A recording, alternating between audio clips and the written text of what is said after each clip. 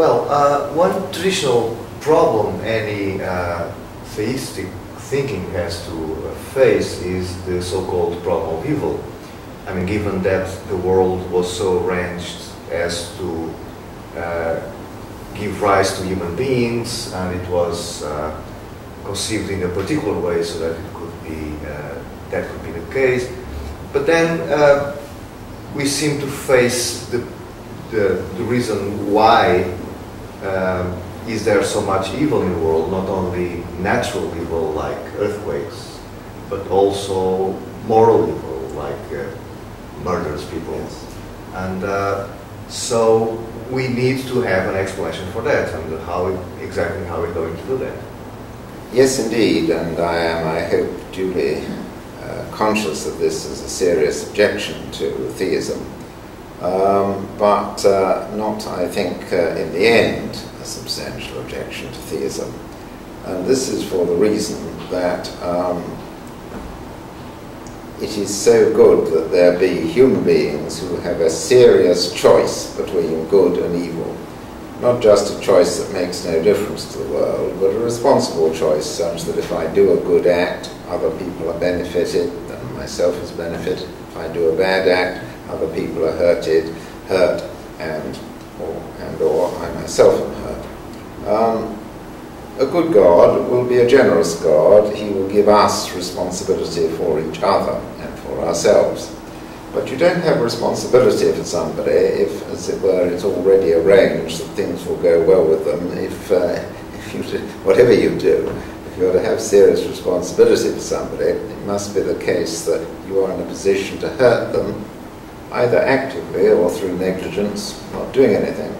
So, if we have a genuine choice, a genuine free will between the alternatives of benefiting people and harming them, and it's really up to us, and God is generous in giving us not just free will but responsibility for us, it's pretty well bound to happen that some people are going to get hurt quite a lot.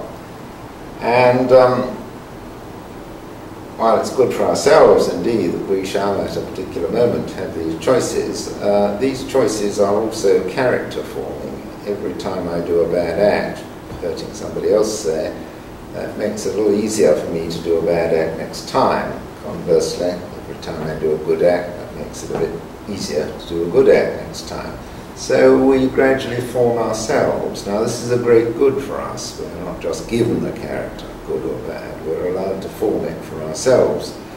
And these things are so good that it's worth paying a price for them. Of course, it would be silly of God to, as it were, give us endless choices for eternity, with endless opportunities for hurting people.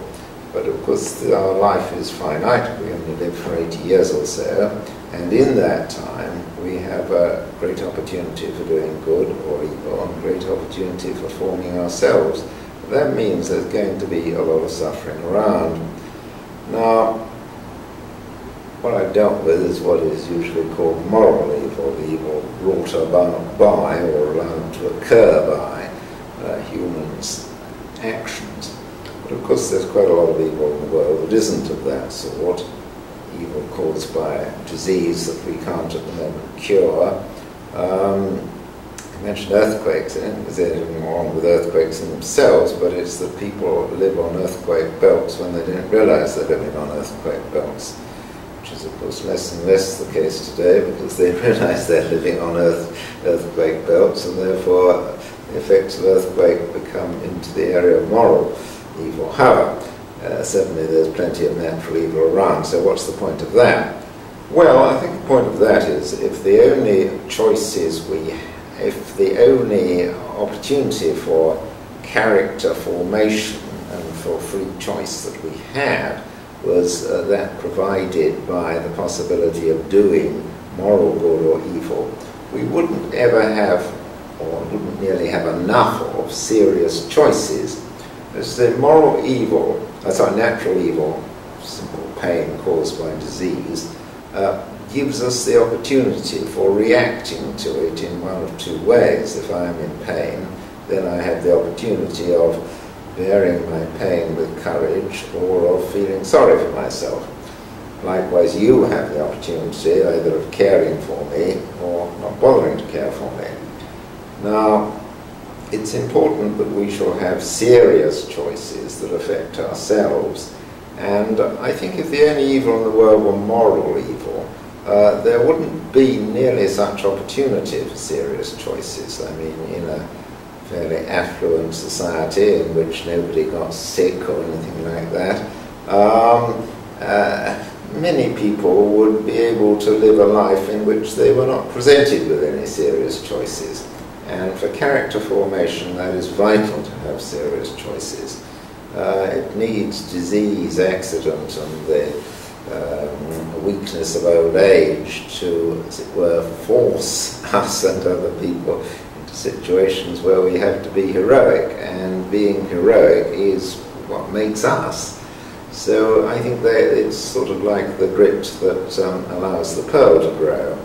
Once again, endless natural evil would be crazy, but a certain amount of it does give us the opportunity that otherwise we might be able to avoid.